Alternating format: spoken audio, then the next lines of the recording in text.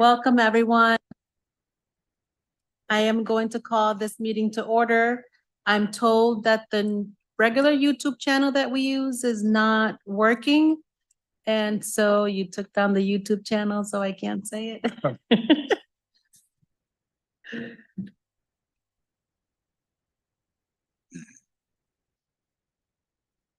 And so the YouTube channel to use is youtube.com/@NHPS-TV. Thank you. Mr. Wilcox, would you lead us in the Pledge of Allegiance?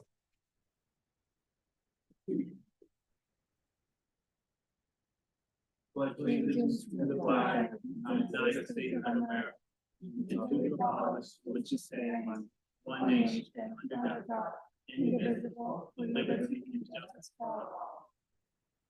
Thank you, Mr. Wilcox. I am going to move some items around on the agenda. We're going to start with the president's report and then the superintendent's report, and then we'll go into public comments. And he is not here, but I just wanted to thank Darnell Golson for his many years of service to the New Haven Board of Education. Among his contributions, Mr. Golson has advocated to improve compensation for teachers, paraprofessionals, and for workers at the lower end of the wage spectrum. He has worked to ensure the integrity of our purchasing processes. He's challenged all of us to do our best work in service to the young people of New Haven. While we've had our share of disagreements, Mr. Golson has forced me to think harder about the positions I take and to come to meetings prepared for wide-ranging discussions. I think the work of the board has been enhanced by his passionate commitment. And so, Mr. Golson, I don't know, wherever you are, I thank you and I wish you well. Thank you.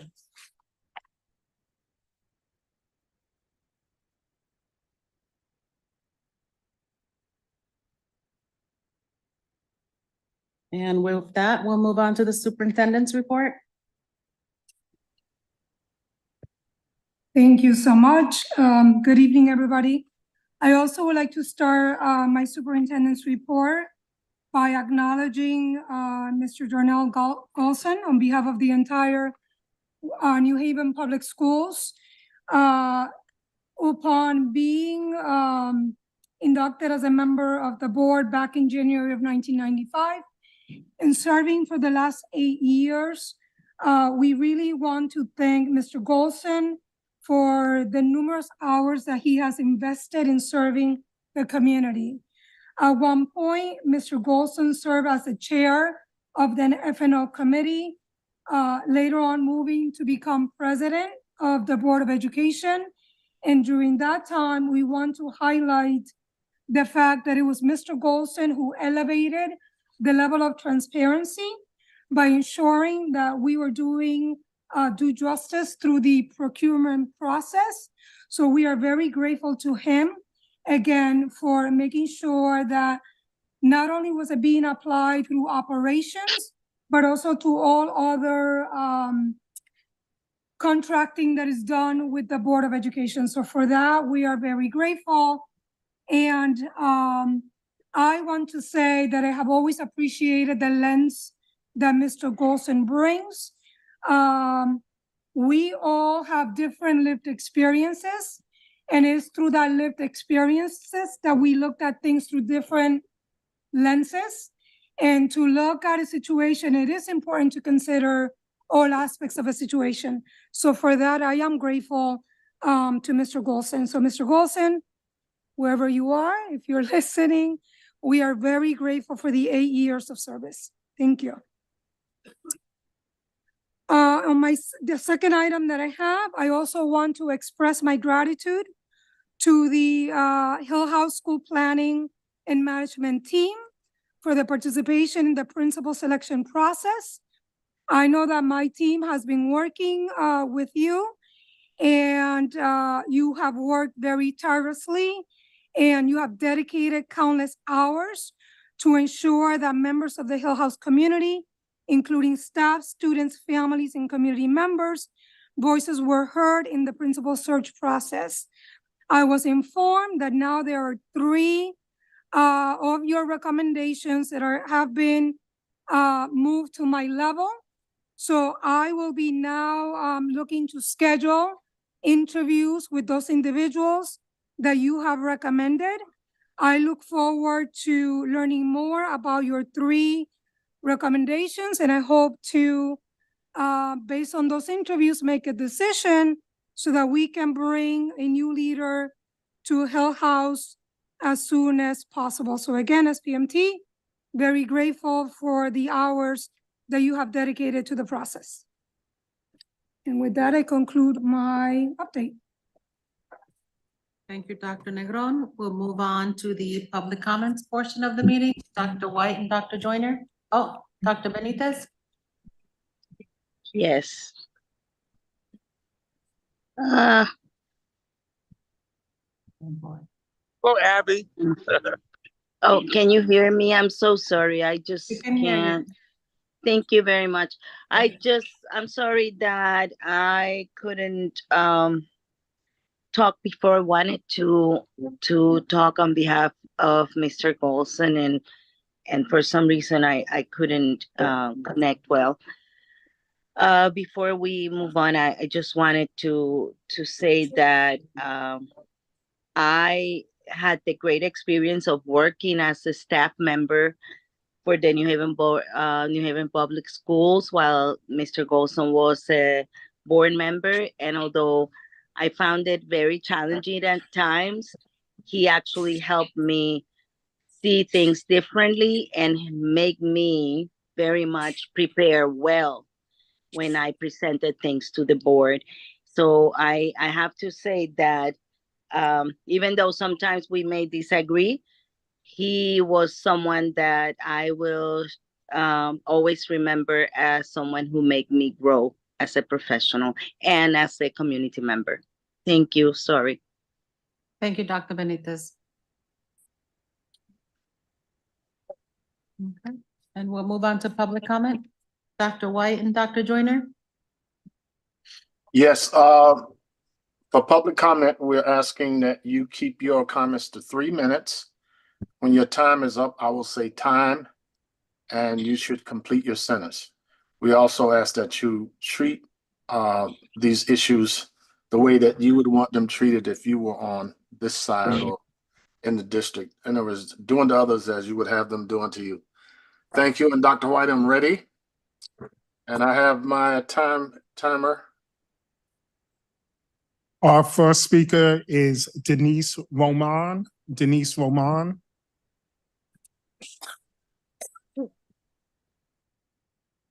You should start.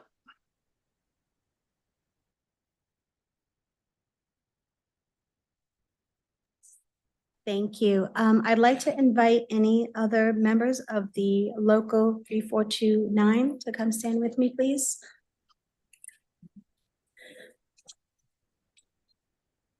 My name is Denise Roman, and I am a member of the Paraprofessional Union here in New Haven, along with my fellow union members.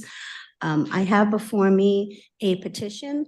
We recently had a contract that was voted upon. More than 70% of the members present voted no on that contract. Less than 28% voted yes. So this petition reads as follows. Dear NHPS Board of Education members, we, the undersigned members of AFS CME Local 3429, are concerned about the current status of our contract and the impact it will have on our school community. Our work is an integral part of the New Haven Public Schools. We are parents, grandparents, active community members, past students, voters, etc., who just want the best for our city of New Haven. We implore you to reconsider the act of taking our contract negotiations to arbitration, and please meet with us to discuss a better way of resolving the issues related to our contract. Consequently, we respectfully and formally request that you engage with us in a collective, concerted way to safeguard any negative impact that this may cause. Our team would like to meet with you in the coming week with the hope to remedy the situation in an amicable way. We eagerly await your response. I have over 130 signatures here with more that are forthcoming. So I thank you all for your time. Thank you.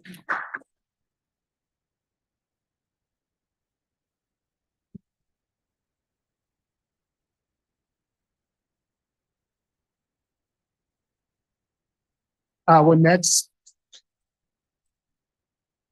speaker is Maxi Han.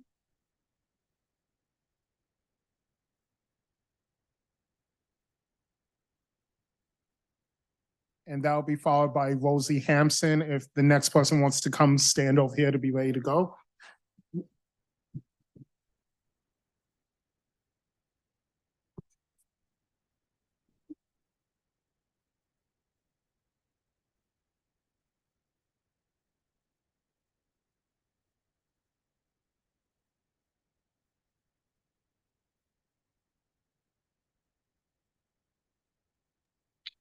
You should start speaking. You have Yeah, to read. okay.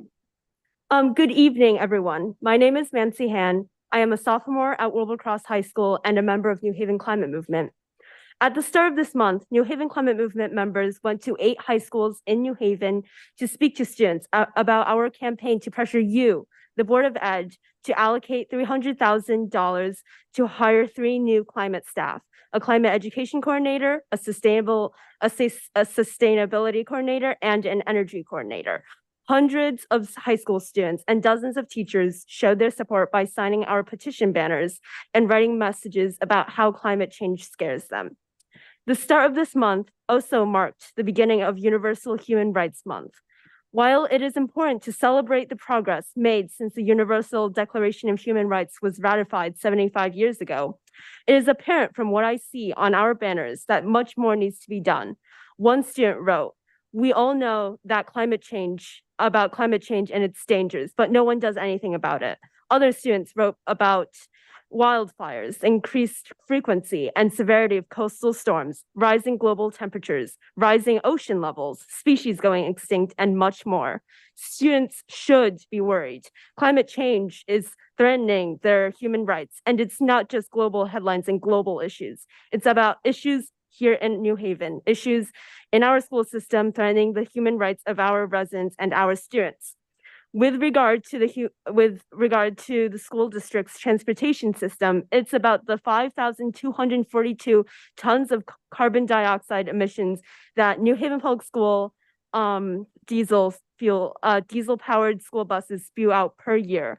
It's about the 17,804 students exposed to carcinogenic diesel exhaust 5 days a week.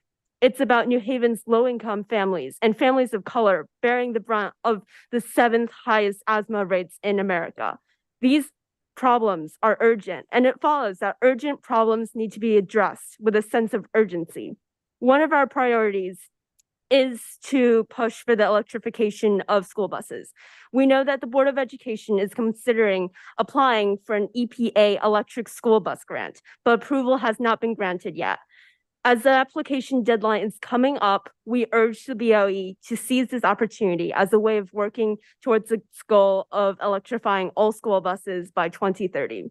It is also imperative by allocating $300,000 needed to hire new climate staff, the BOE explores possible district-wide healthy transportation projects, such as the Safe Routes to School program, carpooling campaigns, and free bus passes. It is only attainable if the BOE allocates the funds and resources needed to set them in motion.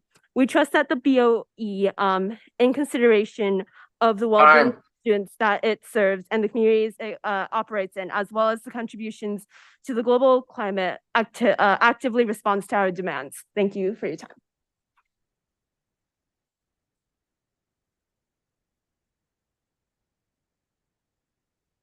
Our next speaker is Rosie Hampson, and followed by that will be Raven Mitchell, and followed by that John Sutra. If the other 2 people ready to speak could line up next over here, thank you. Good evening, everyone, and thank you for your time tonight. My name is Rosie Hampson. I am a senior at Wilbercross High School, and I'm also a member of the New Haven Climate Movement Climate Education Committee. As you can see from the orange banner here today, And as Mancy just told you, students from 8 different New Haven high schools have been petitioning in their classes over the past couple weeks, asking students to sign to demand climate staff be hired for New Haven Public Schools. In addition to signing their names, we asked students to write one thing about climate change that frightens them. You will see responses from, "My brother won't ever get to see the snow," "Climate change is affecting people's access to healthcare," and more unusual messages like "Fish die and Italy is sinking." But the wide range of messages we received shows how deeply all of these students care about our Earth and that climate change is filling us with anxieties about our futures. We already know destruction is occurring, which is why a recent study has found that nearly 60% of our generation feels extremely worried about our planet's future, adding to the stress and the depression we are already dealing with. We need climate education in our schools so that these anxieties and fears have a place to be discussed and to empower students to become involved in environmental solutions.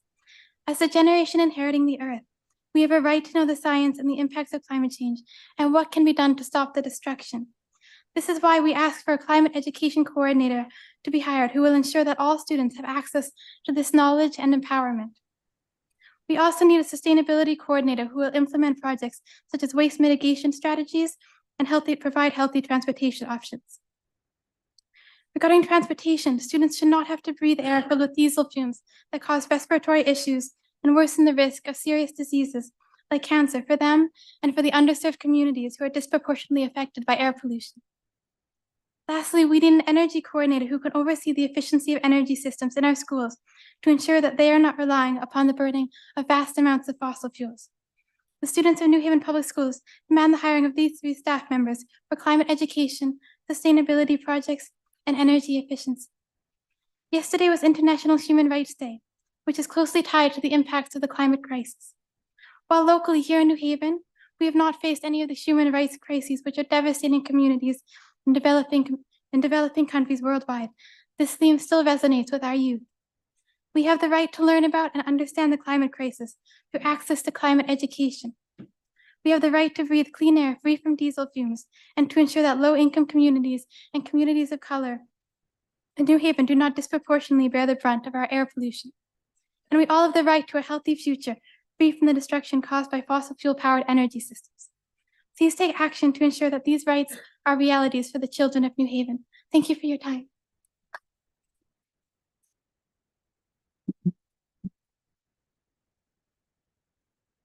Next is Raven Mitchell, and if John Sutra could come up next and Sarah Armstrong line up over here. Good evening. My name is Raven Mitchell. I have been in the New Haven Public School system my entire life. As a student worker, a paraprofessional, and now an educator and a parent. I have never felt so diminished and neglected than I do now. As a James Hill House parent and teacher, I must say enough is enough. We have a hardworking and dedicated staff whose concerns for student staff safety, regulations and policy, and foundational support have been overlooked time and time again. We have new members of our Hill House community that we are in fear of losing because there is little support and the materials and resources our staff needs are not available. Because of this, our students suffer through teacher vacancies, poor infrastructure, unsafe conditions, and classes forced to perform below par. Our parents protest that when they seek answers beyond what our building can provide, they are met with the same closed doors and unanswered emails that we find. We need communication, we need transparency, and we need accountability at every level. At Hill House, every member of the staff, whether it's a teacher, a dean, a clerk, an instructional manager, or support staff member, supports each other in the best way we know how. But there is so much beyond what we can do at this level, and we are not having those needs met. And we are not feeling represented. We are exhausted and no longer performing at our best, and our students suffer. I do not know how many more times I have to look at my classroom of students and tell them I do not know when they ask why things are the way they are at Hill House, but not at their friends' schools, which I must add are still in the New Haven public school system. I can't dare tell them that a member of central office clearly described our district's structure and inequitable resourcing as the suburbs in some schools and a third world country in others. No, I cannot tell them we teach and preach about equality and cannot even provide the equity that they are due and most definitely deserve. We are here not just because we are tired, but because our students suffer. We are asking to be heard. We are asking for parents and staff to be included in decision-making within and outside of the school as it affects scheduling, policies, protocols, or any other changes up for consideration. We have an SPMT that is active but not utilized, and this needs to change. Our budget each year must be clearly stated, and allocation of all funding sources should be communicated and discussed with all stakeholders. We need clear communication. We should not be at the tail end of decisions made on our behalf without our consultation, as we are professionals and deserve to be treated as such. We are speaking for everyone who wants to see the students of James Hillhouse High School flourish. Something has to give because our kids are suffering.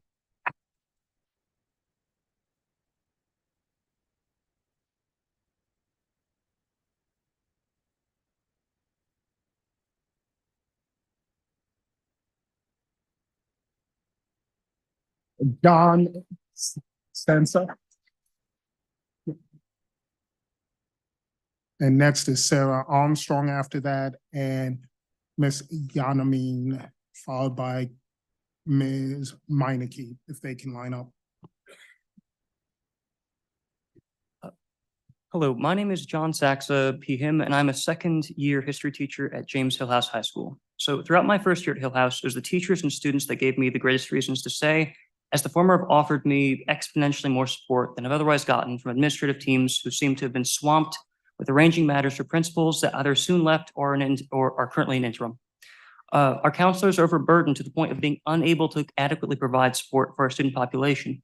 We have only one bilingual counselor who is assigned a caseload of over 200 students whose families speak multiple languages but not beyond their knowledge. To say that this arrangement has been grossly hindering to both counselors and families alike is an understatement, as we are in desperate need of additional counselors and social workers who can assist in meeting the community's needs both within and beyond the four walls of our schools. Furthermore, students remain lacking in basic resources. One of the foremost examples of this being that the students have only just acquired laptops within the past week, despite said students having required laptops for computer courses throughout the entire first marking period. This has caused our computer teacher to struggle to teach about technology within a class that materially lacks computers. Relatedly, Hillhouse also needs more paraprofessionals to ensure that our students with special needs get the support that they deserve. By ensuring that paraprofessionals are paid a living wage that earn good benefits, New Haven can ensure that students' needs are met. Further evidence of the school's need to invest in their students can be seen within an overburdened special ed department, wherein teachers are given class sizes that are over twice the recommended size for personalized, effective instruction. Our SPMT and Parent-Teacher Association are largely swept to the wayside in terms of their lack of promotion and material resources. Teachers on both committees are expected to engage in self-promotion and informal connections to raise awareness of school-wide and community-sponsored events. To rectify this, perhaps greater formal promotion ought to be given to these events upon request, and their associated monetary resource packages have their contents more clearly laid out to teachers within both organizations, so as to ensure that organizing within these groups can be made more accessible to faculty interested in creating these events. Currently, newer teacher retention is an all-time low on account of the lack of current basic resources and support provided to newer teachers. As new teachers, we find ourselves needing more support while also being assigned rooms that are either too small or simply not fit for the subject that's being taught, by being crammed into spare offices or broken science labs until other staff speak up for us on our behalf. Both I and other new teachers are heavily reliant upon the kindness and emotional labor of other educators within our departments to provide us with the advice on lessons and educational content. The greatest strength of Hillhouse is the community of teachers that are within it. It is through the constant support of other teachers that allowed me to learn to better hone my craft, improve my understanding of and ability to navigate the school-wide bureaucracy, and to increase my educational content knowledge, as well as building strength in relationships with students. All of this, when taken together, contextualizes the dire need for radical reform to occur within our school, as it speaks to the innate necessity of teachers and other staff members as a collective body to have more direct forms of control, agency, and autonomy over how school-wide policies are both crafted and implemented. As conditions currently stand, they're often debilitating to teachers new and old and serve to actively undermine our staff's capacity to enable students and the community to flourish as they deserve. Thank you very much for your time.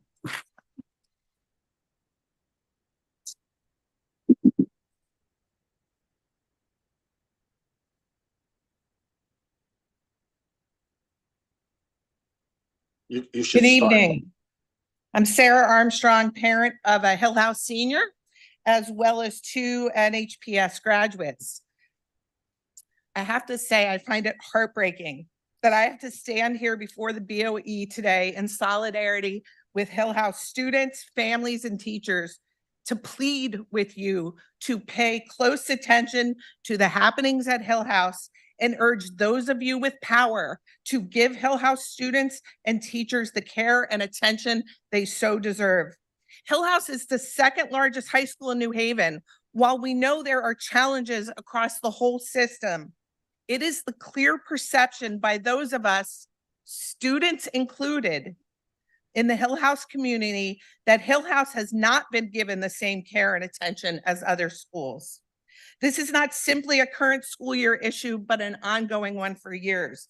This is not merely about having multiple leadership turnover in the past 3 school years, although this has contributed greatly to the school's instability. This is not just about a portion of last year's SIG funding given to Hill House having to be returned to the state because the monies were unused. All the while, Hill House teachers were told that there was no monies for basic classroom supplies and field trips, and this cannot be laid merely at the feet of a one-year principal. This is not just about the fact that Hill House seniors and juniors did not receive their school-issued technology computers until last week, December 5th, seriously hampering the ability to work on college applications at home, to engage with Google Classroom with ease and more. Did Cross seniors, did ESOM seniors have computers these first months of school? If seniors across the district had school-issued tech and Hill House seniors did not, how can this be justified? It's egregious. It's also not just about the dearth in some curriculum choice or class offerings. Do you know what foreign languages Hill House students can study versus what foreign languages choices Cross students have? I could go on.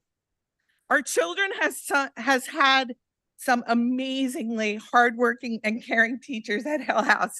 And I want to commend these teachers for hanging in there despite challenges and still centering their students. So thank you. Here's a fact that I see as a metaphor as well. In the school year 2021-2022, when NHPS schools were back in person, but still needing to adhere to COVID restrictions, Hill House students had no drinking water in school from September to April. No access to drinking water unless a teacher or staff member brought in bottles of water to share with students. Somehow, though, magically, the district managed to bring in machines for drinking water for Cross students in September of that same year. But 3 miles away at the other comprehensive high school, the district could not provide drinking water to Hill House students until water fountains were turned back on in April. That's 8 months of no drinking water for Hill House students. 8 months. That's some powerful messaging, unintended or not, for Hill House students about how they are valued. If something would not fly at Cross, at ESOMs, it is not okay at Hill House.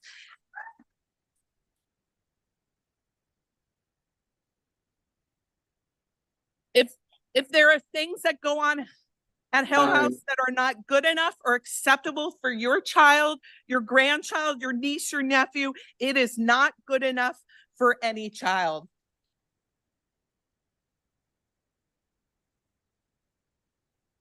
We must do better. Thank you.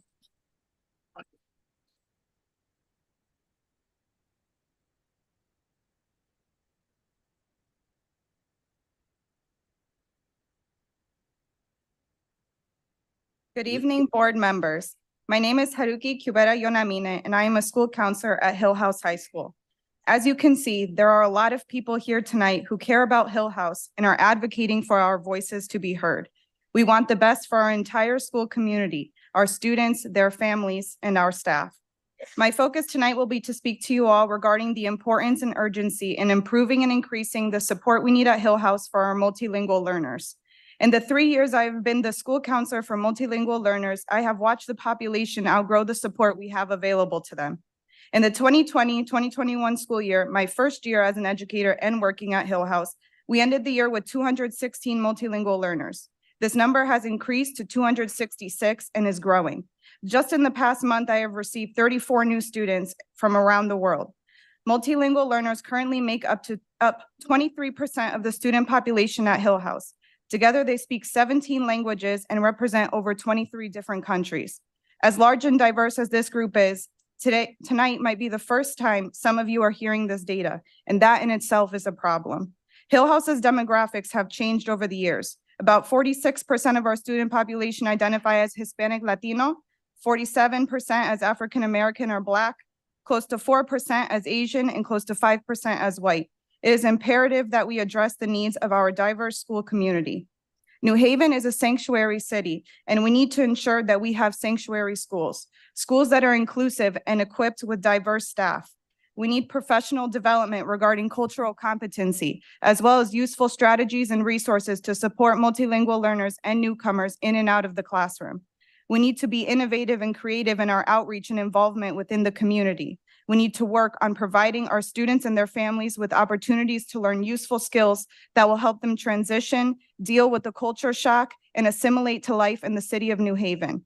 This includes more opportunities for language acquisition, resources for students and families that educate them on what is available and where they can go to find support without being turned away for not knowing the language. These families entrust our school district not just with their students, but with being the bridge to access of information. I spend about an hour with each newcomer student and their families when they are first registered at Hill House, going through an intake and a mini orientation. Everything I have mentioned thus far is a reflection of what has come out of those conversations. In a large comprehensive high school, it is very easy to get lost in the commotion and fast-paced nature of the job, putting fires out and Band-Aids just to get through the school week. But working with newcomers and multilingual learners requires you to work differently. You cannot assume or expect them to know or understand. It requires you to take the extra time. That is why, to do this work with efficacy and fidelity, Hill House needs functional systems and procedures in place, as well as effective communication within our school and with the district. We have made improvements. We have increased our partnership with organizations like IRIS, hired bilingual tutors, created an ESL class for newcomers, and are piloting a SLIFE program, but we have a long way to go. I remain hopeful and optimistic that we are moving in the right direction, but we cannot continue to do this work in isolation. We need to come together because in unity there is power. I appreciate your time tonight and look forward to the opportunity for collaboration and conversation in the future. Muchas gracias.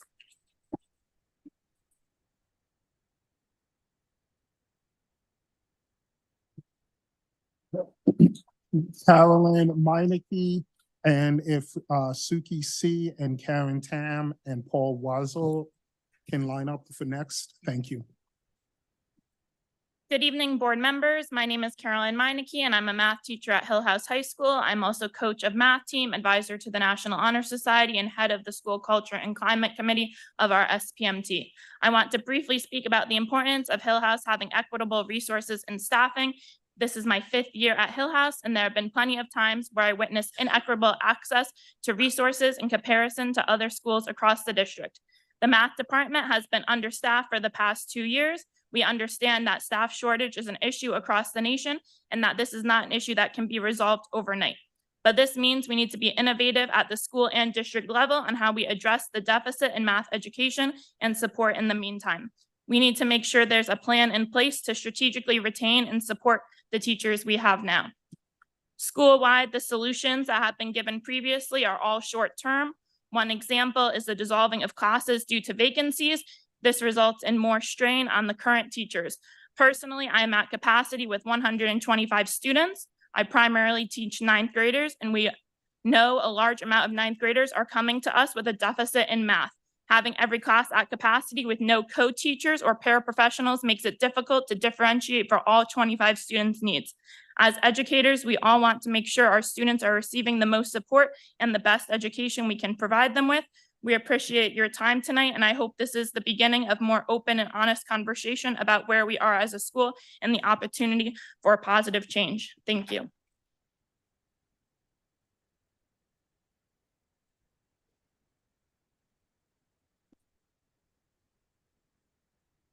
Hello, I'm Suki. I'm a junior at Hopkins and a part of the New Haven Climate Movement. Over the past week, my peers and I, spanning 8 schools, hosted petitions in classrooms and public spaces. Students had the opportunity to learn about our cause and endorse our request to the Board of Education for hiring climate staff. This team would supervise the projects involving education, composting, recycling, healthy transportation, and energy efficiency in New Haven Public Schools. For me, climate action transcends global warming.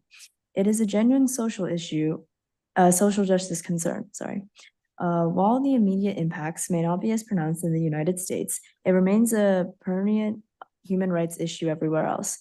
Take Haiti, contributing just 0.01% of global gas house emissions, yet ranking among the top 3 countries severely affected by climate-related events from 2000 to 2019, including hurricanes and flooding. Despite our relatively safe and flood-free city, we are major contributors to climate change. I firmly believe that instigating change starts with educating the next generation and inspiring them to make a difference as they assume positions of influence. In conclusion, I urge you to seriously consider the appointment of 3 climate staff to oversee crucial projects such as education, composting, recycling, healthy transportation, and energy efficiency in New Haven Public Schools. Thank you.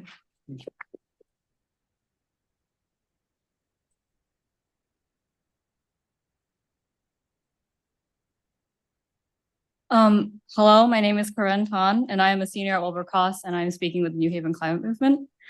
As a student in the New Haven public school system, I believe that the climate crisis has a negative impact on mental health in children and teenagers. Extreme weather leads to anxiety in young people, and in the case of those directly impacted by extreme weather events such as hurricanes and droughts, it can lead to post-traumatic stress disorder. If the New Haven Board of Education plans to improve mental health in students, implementing more measures for climate action in schools, such as these staff members, will empower students against the fear that comes with this crisis. Climate change not only affects the mental health of youth in New Haven, but their physical health as well. Asthma disproportionately affects young people in low-income neighborhoods, and many effects of climate change can trigger an asthma attack, such as ground-level ozone, wildfire smoke, and allergies from longer pollen seasons. I believe that it is important to protect the health of New Haven's young people. Thank you. After Paul Wiesel, Leslie Blateau, Preciosa Flores, and Leslie Fernandez, please line up. Hello, thank you. I'm Paul Wessel. I'm a resident of 142 Nickel Street and a proud graduate of Edgewood, Sheridan, and Lee High School here in New Haven, for those of you who remember Lee High School. I also serve as the director of Greater New Haven Clean Cities, which is chartered and funded by the U.S. Department of Energy to assist communities in New Haven, Middlesex, and New London counties in making the transition to cleaner vehicles. So first, I want to thank the board for its service. I know this is volunteer work that you do, and there's a lot put on your plate. And secondly, I want to recognize the young people from New Haven Climate Movement for their extraordinarily profound and dogged work. And my message tonight is to urge the board not to delay on starting the transition to electric school buses. We know and have known for years that diesel school buses are harmful to children and to the drivers and to the communities surrounding them. The transition to electric school buses is a meaningful and demanding task. We have 6 years under state law to convert all of our 330 buses to electric. We have a contract with a contractor that expires in 6 months. So this is no small task, but we want to urge you to begin the work tonight if you can.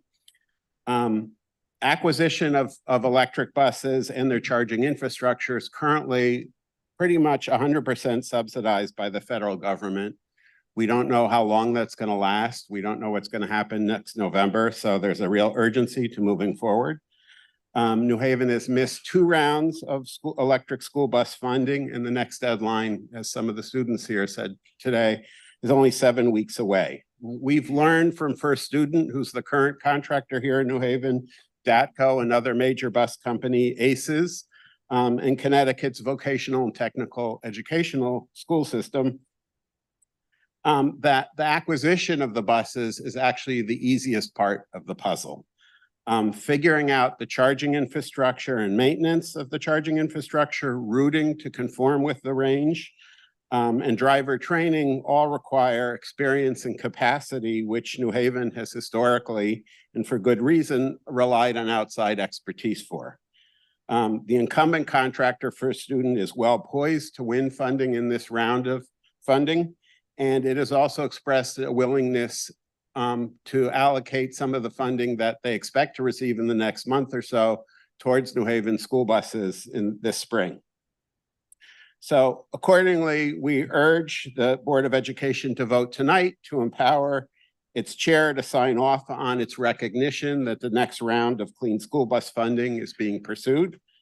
And we encourage you to seek in the next round of school contract bidding a process for the transition for the full fleet as Branford has done in its current RFP. Thank you very much.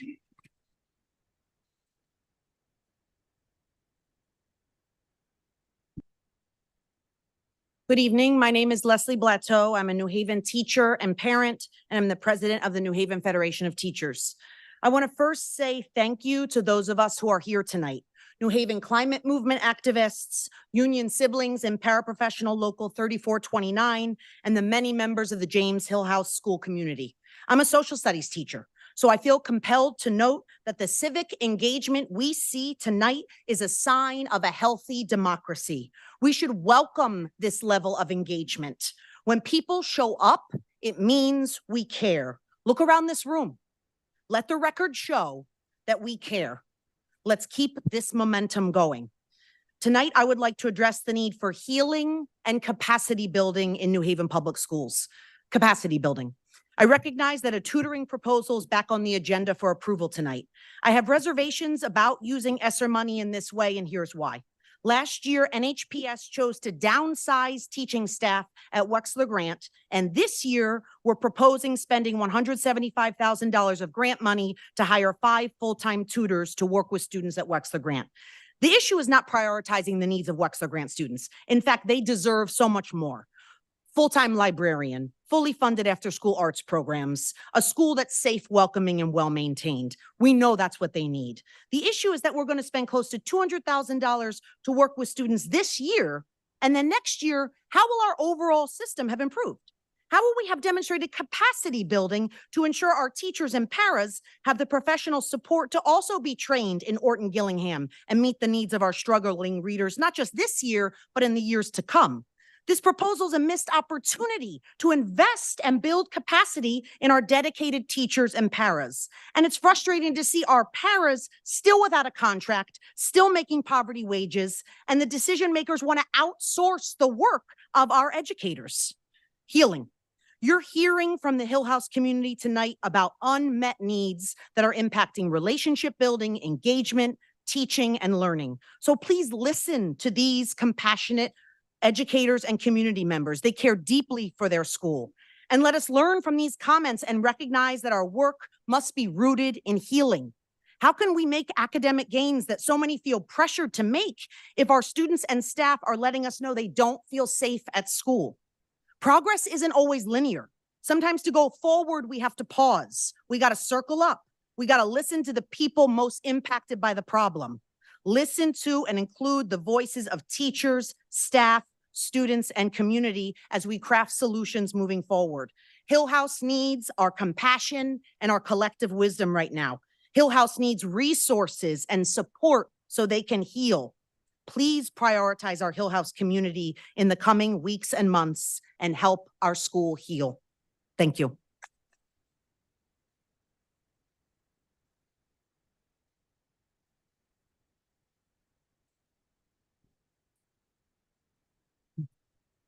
Okay, we have Preciosa Flores, Leslie Fernandez, and Maria Solana, if they could line up.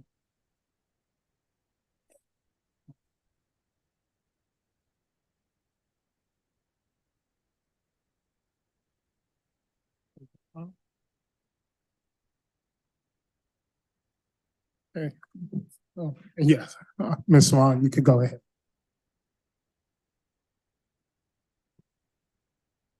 Good evening, everybody. My name is Maria Three Serrana. I'm a New Haven resident, a New Haven public school parent, and a New Haven educator.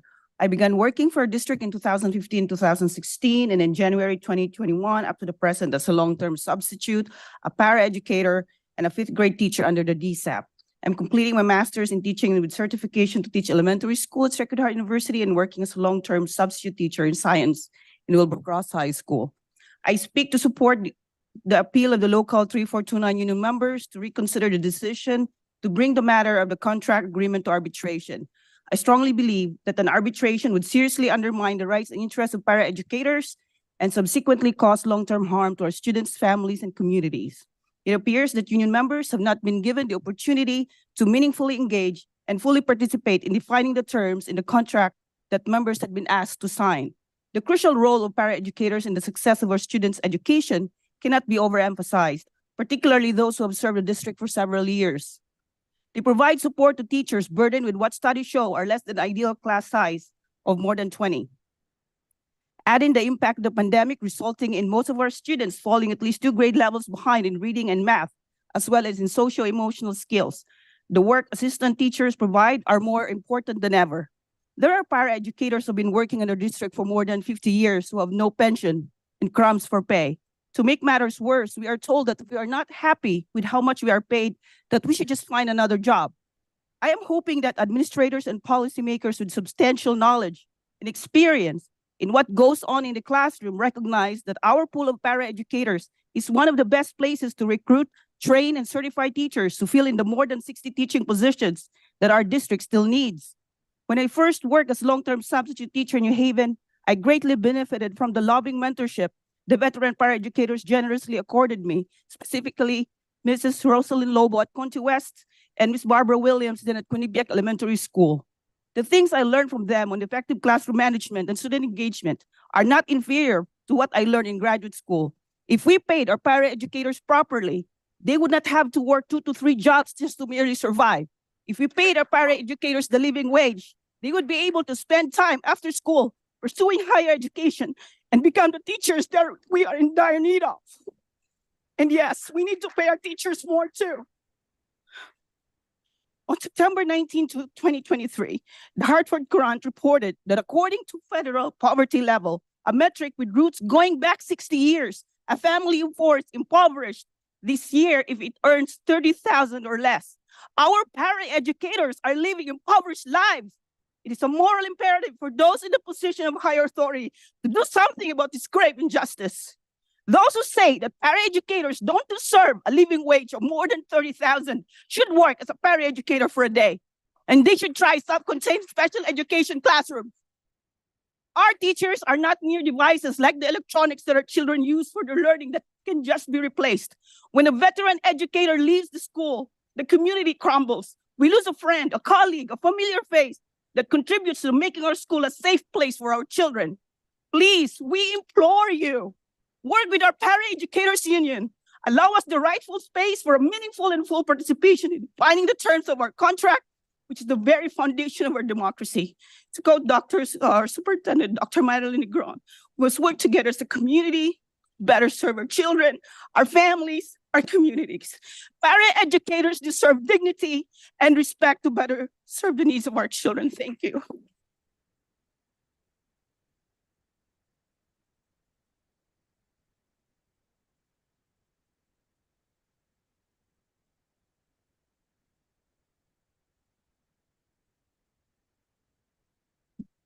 Next,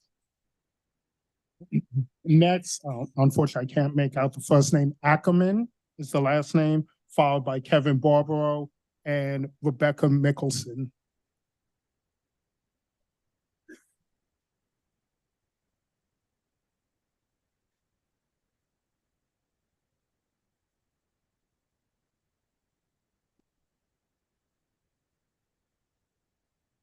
Good evening.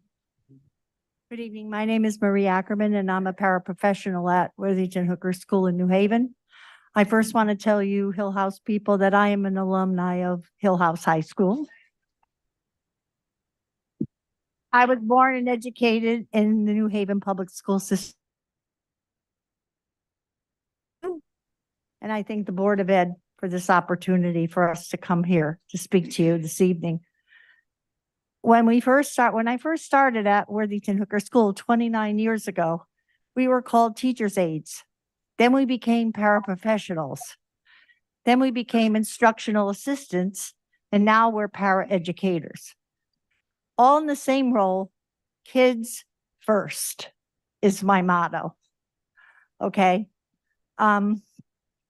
We really need the help and support of this community so that we can better fulfill the needs in our schools. We are short-staffed, as most schools are. And I pray that every day we get more and more people to come to work with us. I'm also here because we need a nurse in our school. Our school is in 2 buildings. We are one school divided into 2 buildings. I fill in for the secretary when he goes for lunch.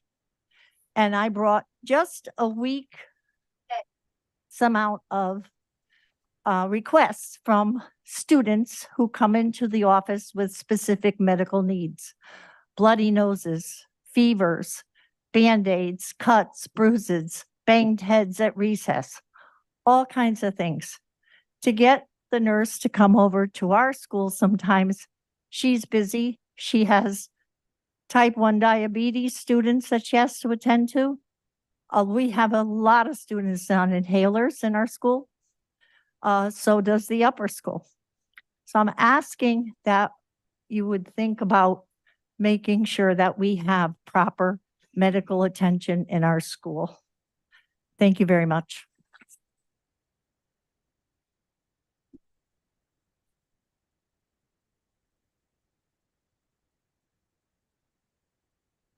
Good evening.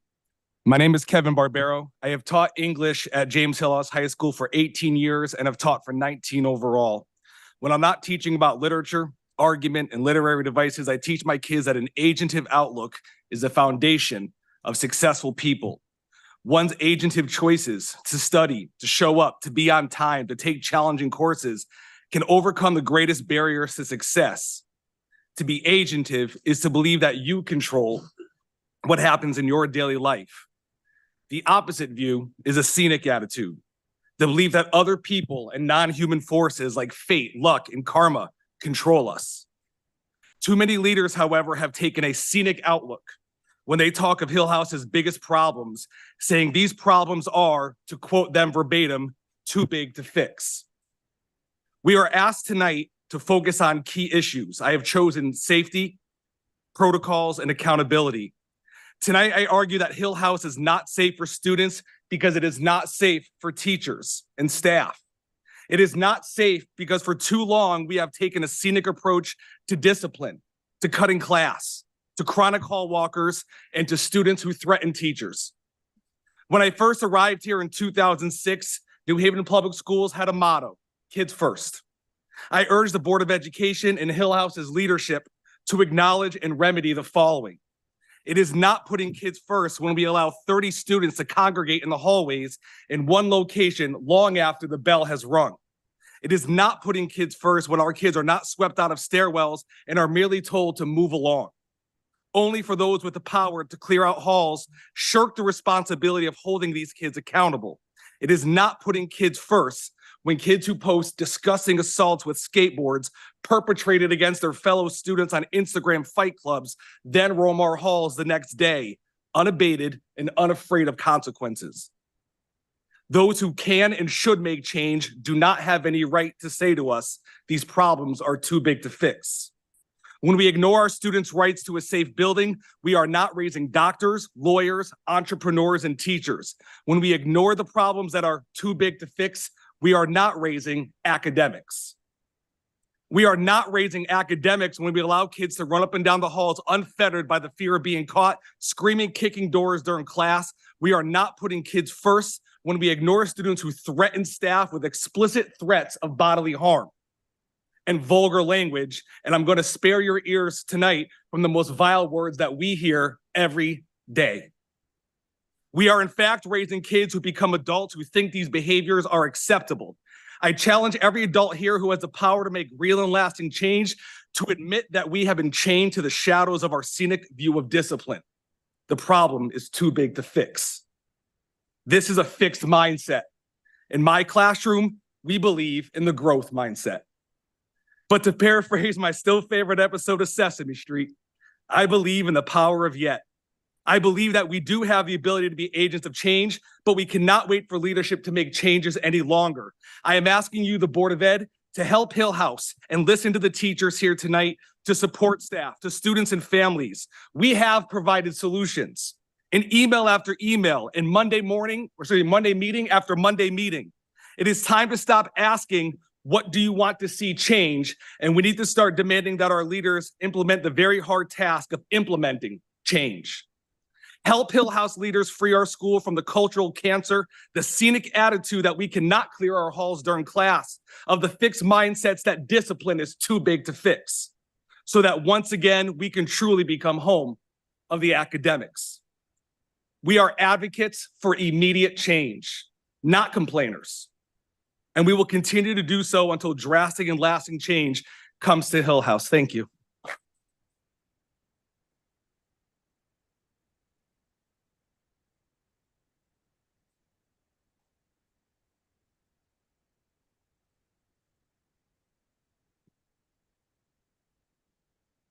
Good evening. My name is Rebecca Michelson, and I've been teaching in New Haven Public Schools for almost 14 years.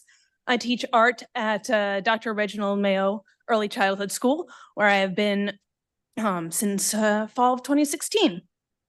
And when I hear, our young citizens who came to speak tonight about their concerns, I think about what kind of space my early childhood, my preschoolers, my 3 and 4-year-olds, what will they be in when they are attending high school?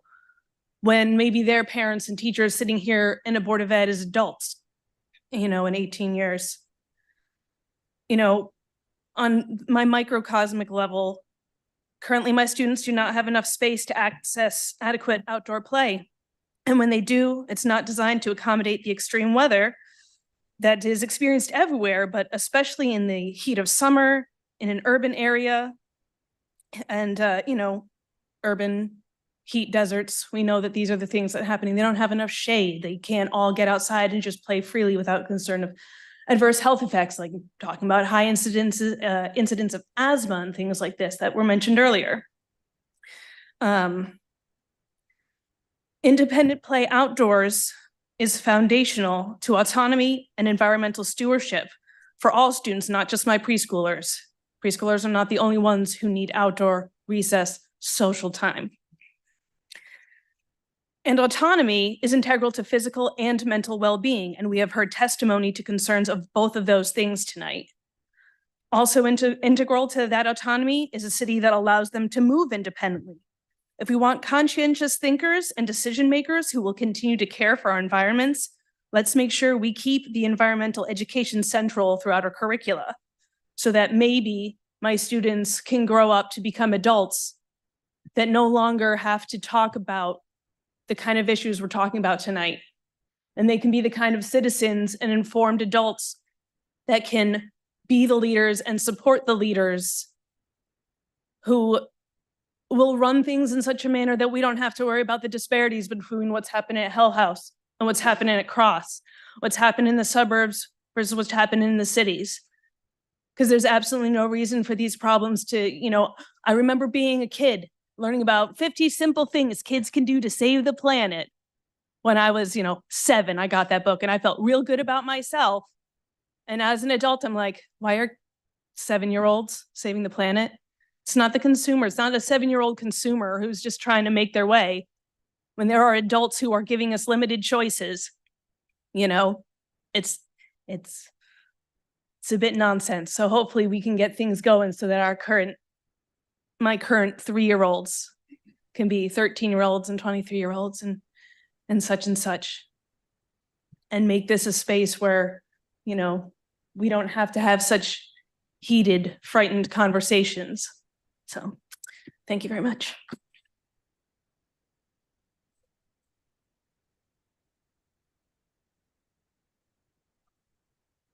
Good afternoon. I'm a parent. My name is Pamela Cummings, and I desperately was not thinking about coming here to say anything today.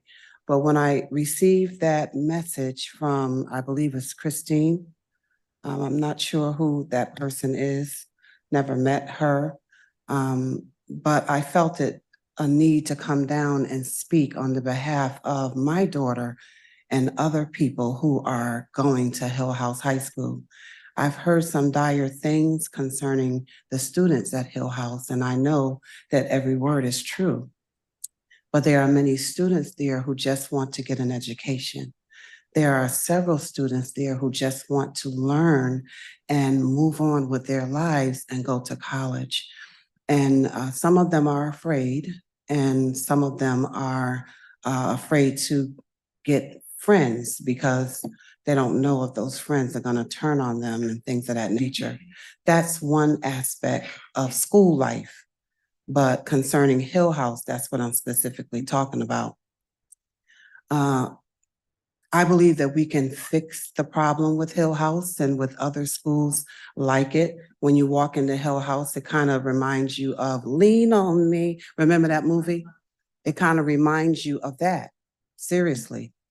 And one thing that I saw in that movie that the principal did in the beginning is to get resources to clean the school up. So I want to say this to the mayor, and I'm glad you're here, and everyone here that has the ability to get money and fix places up. We should be an absolute shame of how Hill House looks. My daughter complained to me about the bathrooms stinking. There's no soap, there's no way to wash your hands, there is no good toileting and things of that nature. Who are we? We're building all kinds of stuff in New Haven. We're building. We're turning all of the land into parking lots for Yale, New Haven Hospital, and all of the things that's going on here. And I can say this, but it can go in one ear of the people who actually have the ability and the resources to make things happen. And they can say, well, you know, this and that. But what are you going to do with it? I challenge you, who is the mayor and those who have access to the resources, to do justice to Hill House. Do justice. Do justice to Bassett Street School. They look a mess. There is no reason for children to go into a school and feel wonderful about themselves when the hallways look like just a regular old state building. There's nothing to say, I matter, when you go into Hill House. It really isn't. And it's a shame the way it looks. But you have this big old beautiful edifice on the side where everybody can come from all over the world and go in that place, and it's absolutely gorgeous. And I said, wow, so you neglect our children on this side, but then you bring all of this wonderfulness on this side, and our children get to look at it, but they can't enjoy it.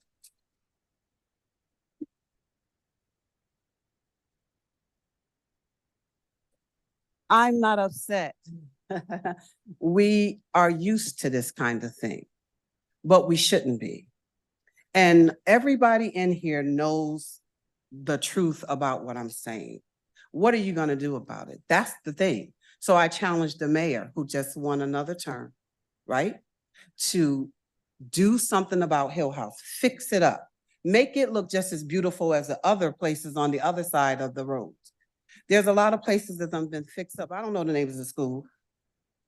I used to be the president of Policy Council some years ago, 2012. And I was around when those schools were made to look very beautiful. I mean, you walk in there, it's like, yo. But Hill House and Bassett Street, and I believe King Robinson, they look like, I don't know, like, they don't look like schools. They don't have no kind of presence of achievement. So that's another aspect. But if that is the case, then how do you expect some of the children that's coming in there to kind of treat it and to treat the teachers that's there? I am honored to have teachers. I love teachers. They deserve every piece of coin we can find to give them. They do. And our paras deserve $30 an hour.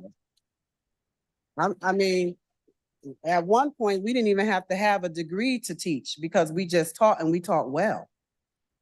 But now you make people have degrees, whether they can afford it or not. So I want to bring those things to the attention, even though there's many, many more. There has to be a dress code at Hill House. You got to stop letting girls wear their stomachs out, wear their behinds out, you got to cut this mess out. It's like walking into TikTok. Listen, because the school system is allowing it. What are you afraid of? That they're going to say, I'm not coming to school? I'm just saying, they don't need to wear uniforms because some people can't afford them. But you need to have a dress code. Did somebody say time? Amen. Thank you.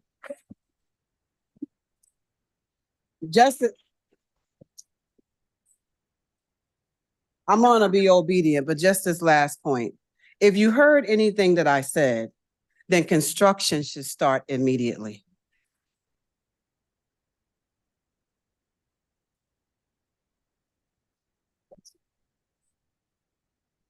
Our next speaker is Adrian Huck.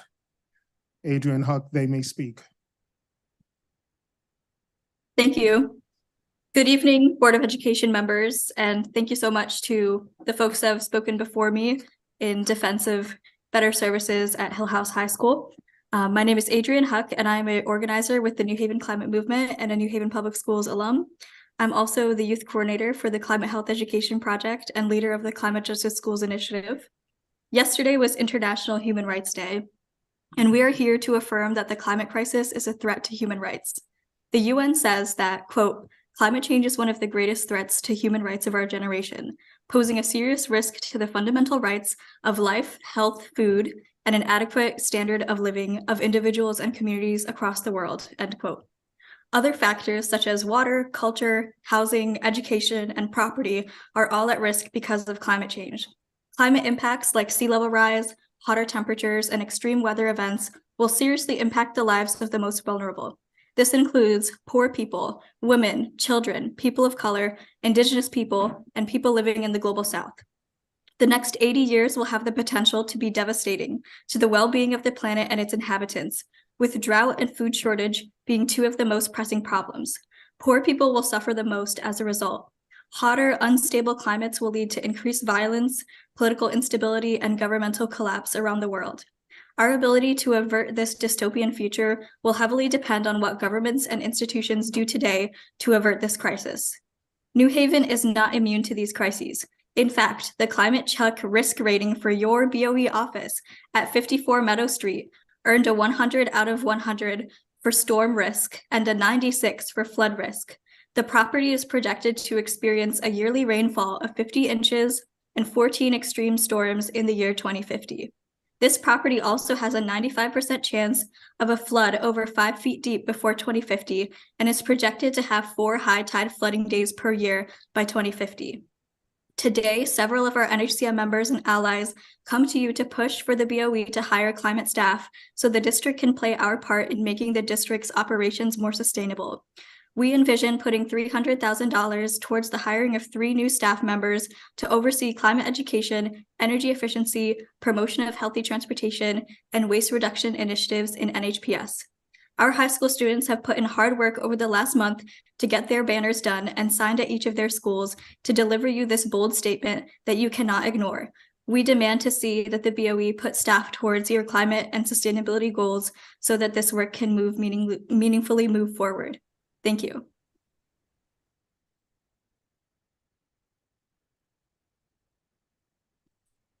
Madam President, that concludes all speakers and raised hands.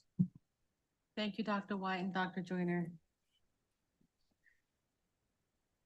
And we'll move on to the approval of the board meeting minutes, the first being the minutes for our November 13th meeting. Is there a motion to approve? Is So moved. there a second? Second. Any discussion? Seeing none, we'll vote on that item. Dr. Joyner, Yes. Mr. Wilcox, Yes. Dr. Yarborough, Yes. Dr. Benitez, yes, Mr. Musser, Yes. Mayor Elicker, Yes. and I am a yes as well, and so that item passes. The next is the November 27th meeting minutes. Is there a motion to approve?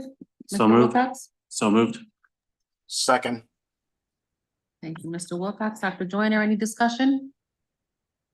Okay, seeing none, we'll vote on that item. Mr. Wilcox, Yes. Dr. Joyner, Yes. Dr. Benitez, yes, Dr. Yarborough, Yes. Mr. Musser, Yes. Mayor Elicker, Yes. and I am a yes as well. So that item passes. Thank you. Next item is the proposed 2024 committee dates for the meetings. Discussion. I move to accept the proposed 24-25 committee meeting dates. Second. Thank you, Dr. Joyner. Mr. Wilcox, there is an amendment to that. It's the governance meetings. That's supposed to be the fourth Tuesdays of the month, not the fourth Mondays. Huh? And that's at 4:30 PM. There was an error in the Hey, do we need to On the withdraw? the calendar. motion? Do we need to withdraw the motion and move to accept it with the amendment? yes, I think we should make it cleaner. Madam Chair, I withdraw my motion. I withdraw my second. Madam Chair, I move to accept the proposed committee dates with the amendment that the governance meeting be held on a Wednesday at 4:30. Tuesdays. Tuesday at 4:30.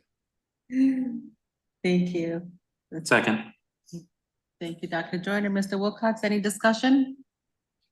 Seeing none, we'll vote on the approved and proposed 2024-2025 committee dates. Dr. Joyner, Yes. Mr. Wilcox, Yes. Dr. Yarborough, Yes. Dr. Benitez, yes, Mr. Musser, Yes. Mayor Elicker, Yes. and I am a yes as well, so that item passes. Next item is the Head Start grant application. Madam President. Mr. Wilcox, So I'm about to make a motion that we approve this, but I just wanted to say that this 168, I believe, page proposal, which is the New Haven proposal for continuing at the Head Start program here in the city with upwards to $6.7 million to continue the good work around the district, the expansion of program and some changes in here that are, I think, going to make it really great. So I just wanted to mention that.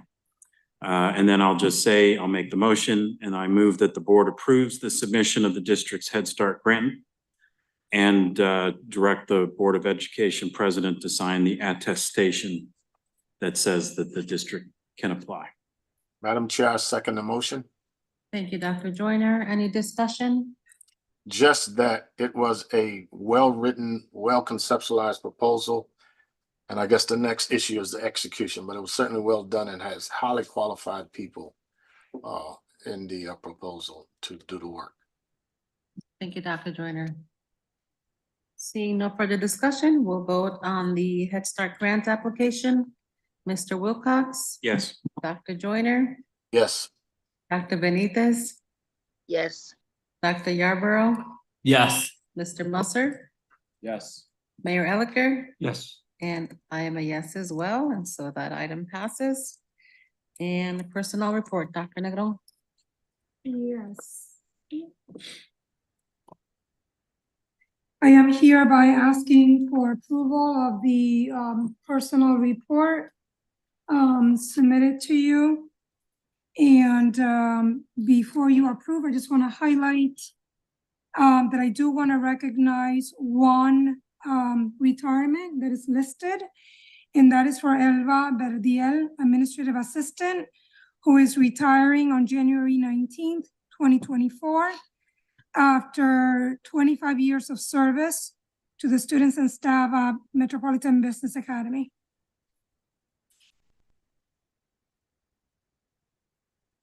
Mr. Wilcox?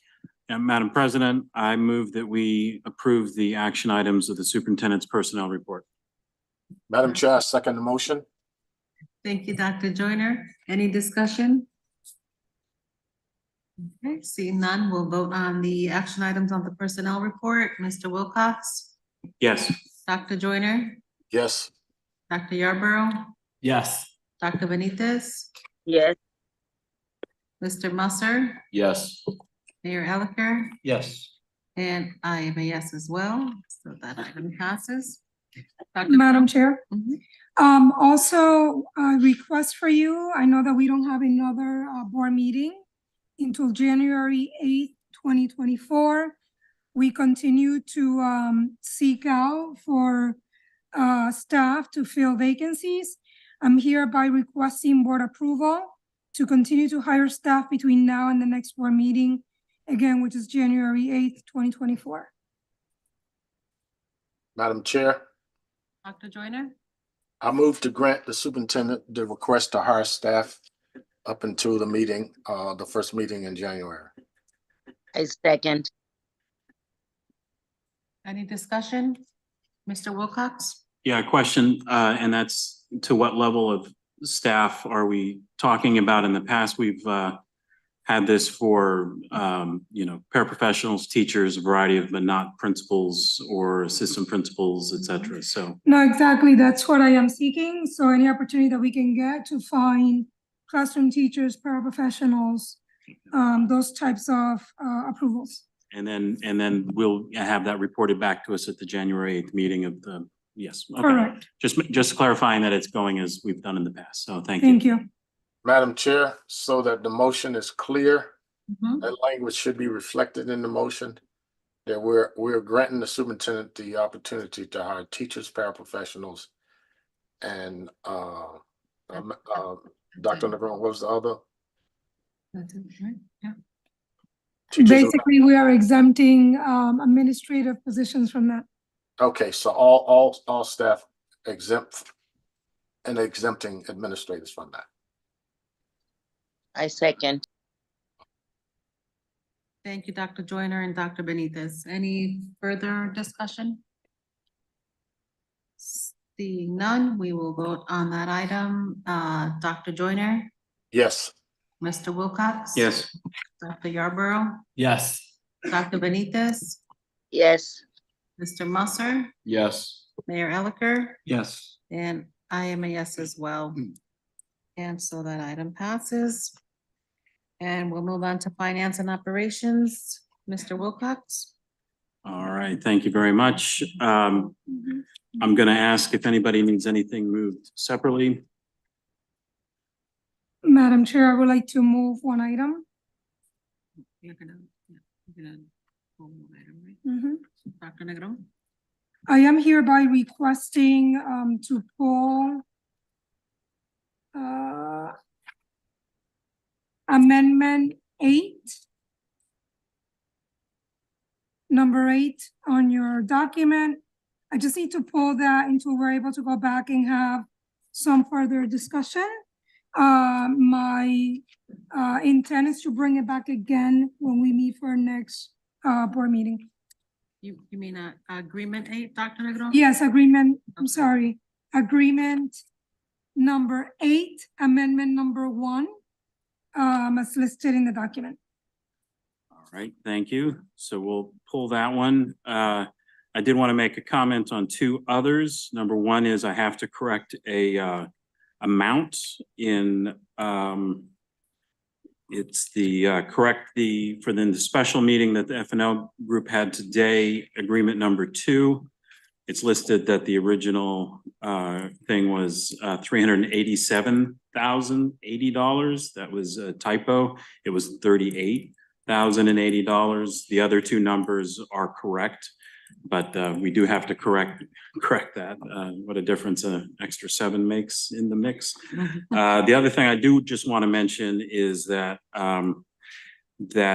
number 2 of the purchase orders is for the co-op dance floor in their practice studio. And while we had the presentation, the principal, Mr. Camarco, had mentioned that this was in place. I made a comment, I'd like to see that. And he says, great, come tomorrow night for the performance. So I got to take in the co-op dance performance. It was absolutely stunning and spectacular. It's amazing what they're doing there. So I just want to use this as a reminder for all of us during the next 2 weeks. There's a lot of presentations happening in our schools, and it'd be great to be able to get out there. So I certainly enjoyed it. My wife and I did. So did just want to mention that. So that said, I'd like to go ahead and make a motion, and that is I move that we approve the 3 abstracts, the 9 remaining agreements, the 3 purchase orders, the 1 contract, the 1 change orders, and the 3 agreements from the F&O special meeting with the correction in amount noted. Second. Thank you, Dr. Yarborough. Any discussion? Seeing none, we'll vote on the F&O items. Mr. Wilcox? Yes. Dr. Yarborough? Yes. Dr. Joyner? Yes. Dr. Benitez? Yes. Mr. Musser?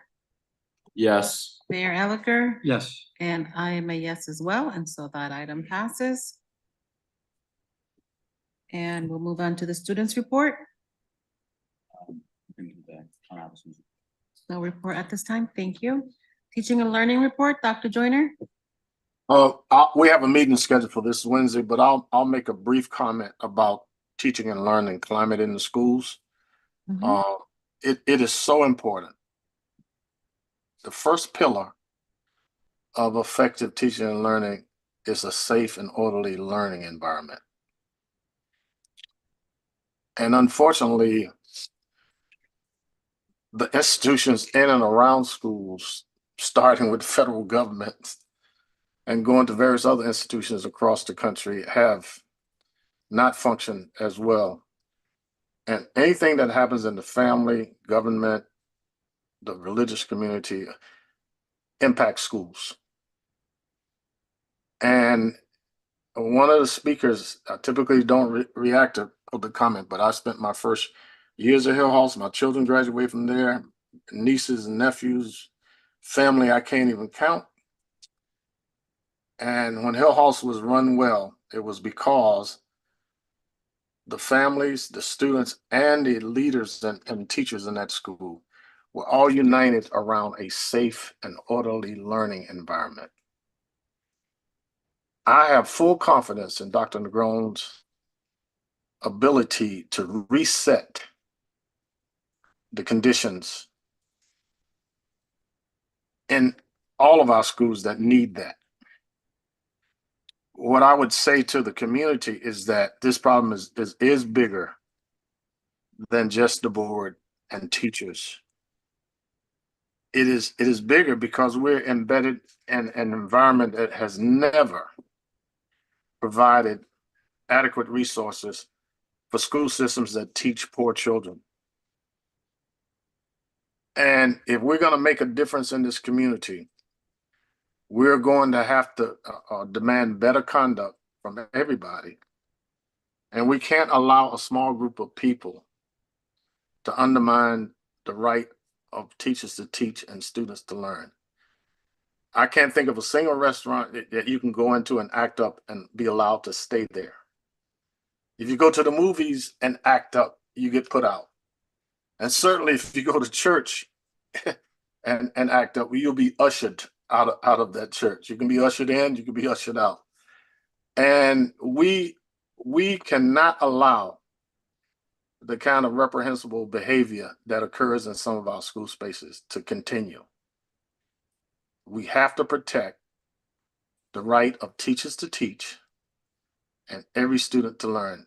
And we should imagine if any of our family members, our grandchildren, our children, our nieces and nephews were in a school or if we were actually working in the school ourselves as teachers, paraprofessionals, custodians, and what have you, how we would feel if we were subjected to some of the behavior that I know occurs, not just at Hill House, but largely among our adolescent students. But again, I have confidence that a person who ran a very effective high school in this city, who has a lived experience and understands some of the issues that were raised tonight, that we can solve this problem and that we can make better use of the resources we have, at the same time advocate for the resources that we don't have together as a community. And so I'm still optimistic because I saw Hill House change in the early 70s after the riots and turn into, once again, the School of Champions. And if we can get the right leadership in place and we provide the right support, it can happen again. So that is the key to effective teaching and learning. Having a safe and orderly environment where people respect one another and where teachers are free to teach and students are free to learn. And we're going to talk more about this in our TL meeting and meetings to come. Thank you. That concludes my report. Thank you, Dr. Joyner. Questions or comments for Dr. Joyner on the board? Okay. Facilities Naming Committee report, Dr. Joyner?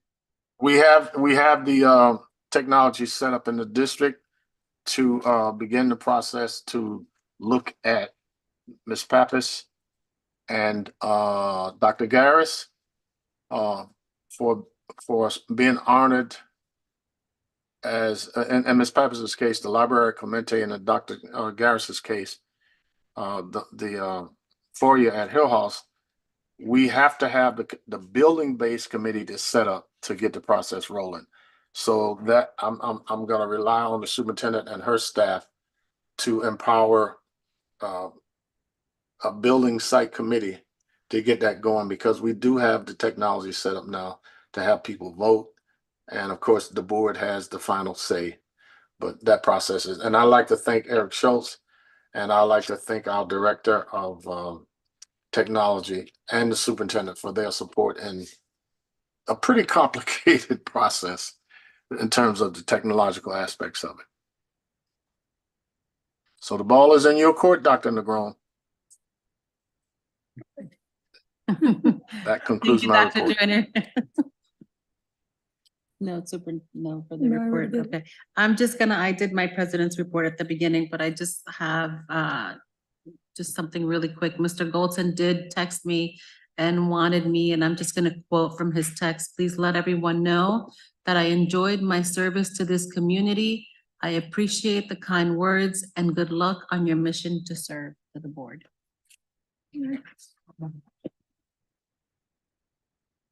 And I guess he did hear our comments.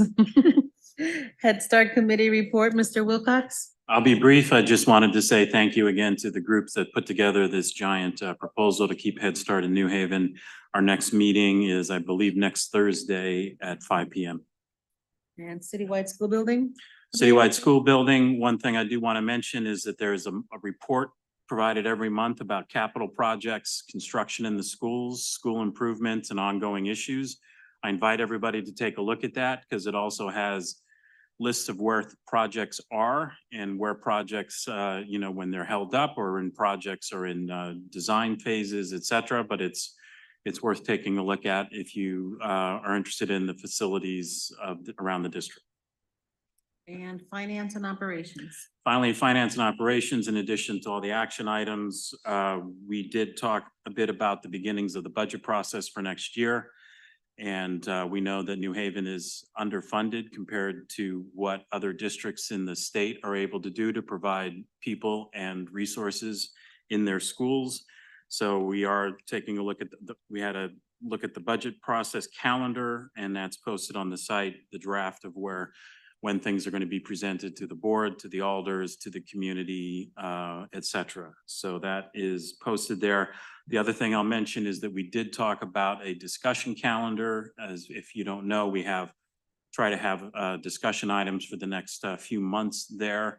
One of the things that we did talk about is having a restroom report, maybe in the first meeting in February, to talk about the state of the restrooms, not only, where things are, but also the challenges of keeping things updated with vandalism issues, and also some of the challenges of meeting the needs for non-binary, all-gender restrooms in each of the schools, as is the goal of and required by the project. But then there's also the real issues of adding a restroom to a building can cost tens or hundreds, $100,000. And so trying to find out what's the best way forward on that and where things are. So that is just one of the examples of things the F&O items are that we're taking a look at. And if anybody has any suggestions, please let any of the board know, but specifically the F&O members, myself, President Rivera, or Dr. Yarborough. Thank you. Thank you, Mr. Wilcox. Questions or comments for Mr. Wilcox? Okay, seeing none, we'll move on to the governance report. Dr. Benitez? Oh, she's gone. She fell off the meeting. I don't. She's not feeling well, Madam Chair. She Okay, was sick to begin with, and she tried to hang in there for most of the votes. sounds good. Thank you. Food Service Task Group Report, Dr. Yarborough. Yes, Mr. Barron and district staff have been preparing and undergoing a regular audit. And also want to appreciate United Way and Witnesses to Hunger as they work with Mr. Barron and our staff to prepare for and serve our students and families during the food gap seasons, during our break time. And so they're working on that now for the upcoming December break. And our next meeting is this Wednesday on December 13th. That's all. Thank you, Dr. Yarborough. Questions or comments for Dr. Yarborough? Seeing none, that was our final agenda item. Mayor Elicker? I'm just gonna speak in. I wanted to acknowledge, even though he's not here, Mr. Goldson put so much energy into this work. And even though we weren't always on the same page, I really admire how much passion Mr. Goldson has and how much energy he put into this. And also, as for people that don't often go to board meetings, it's kind of weird because you testify and your item is not always on the agenda, and so we can't talk about it. But I just want to thank everyone for testifying and sharing tonight. And I think you gave us a lot to think about. Thank you, Mayor Elicker. Questions or comments for Mayor Elicker? Okay, that was our last item on the agenda. Madam Chair, I move to adjourn. Let's not all go at once. Second. Mr. Wilcox? Yes. Dr. Yarborough? Yes. Dr. Joyner? Yes. Mr. Musser? Yes. Mayor Elicker? Yes. And I am a yes as well. Good night.